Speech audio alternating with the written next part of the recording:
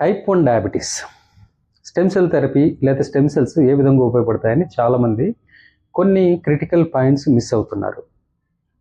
First గుర్తుపెట్టుకోవాల్సింది ఏంటంటే ఇది multi factorial and genetic issue.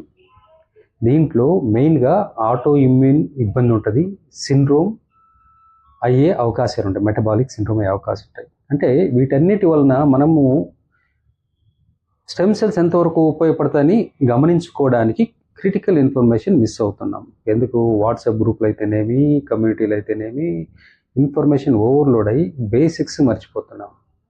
First thing ఏంటంటే ఇన్ని రోజులు టైప్ 1 డయాబెటీస్కి సొల్యూషన్ లేదు, బయట నుంచి ఇన్సులిన్ తప్ప. అలాంటి వారికి స్టెమ్ సెల్స్ ఒక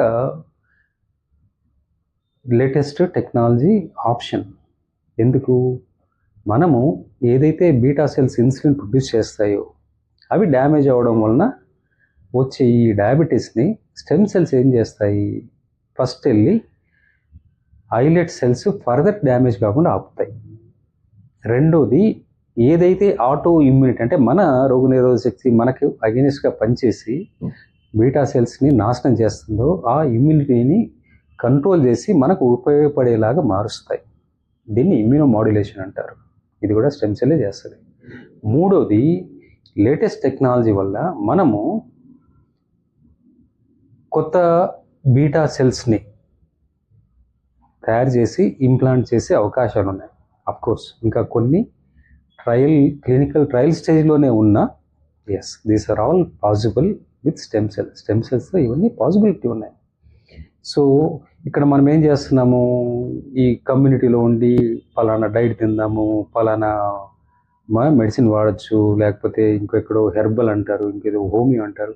వీటన్నిటి వలన మీరు మిగిలిన బీటా సెల్స్ ఏవైతే స్ట్రగుల్ అవుతున్నాయో ఇన్సులిన్ ప్రొడ్యూస్ చేయడానికి వాటిని కూడా నాశనం చేసుకుంటున్నారు. ఓన్లీ స్టెమ్ సెల్స్ ఆర్ మూలకణాలే మీ సెల్యులార్ లెవెల్ రిపేర్ అనేది చేయగలుగుతాయి. ఇంకేదైనా సిమ్టమాటిక్గా పనిచేస్తాయి. సో మన బీటా సెల్స్ సెల్యులార్ లెవెల్లో రిపేర్ అవ్వడం వలన ఫస్ట్ మళ్ళీ ఇన్సులిన్ ప్రొడ్యూస్ చేయడానికి ప్రయత్నం చేస్తాయి.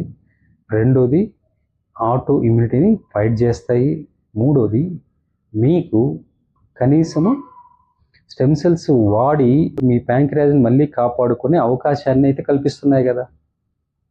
సో ఈ బేసిక్స్ మనం గమనించుకోకుండా వాళ్ళు చెప్పారో వీళ్ళు చెప్పారో అదో ఇదో అనుకుంటా టైం అంతా వేస్ట్ చేసుకున్నాక ఆ మిగిలిన బీటా సెల్స్ కూడా నాశనం అయ్యాక వస్తే ఎండు భూమిలో మీరు ఎన్ని మొలకలు వేస్తే ఏం ఉపయోగం?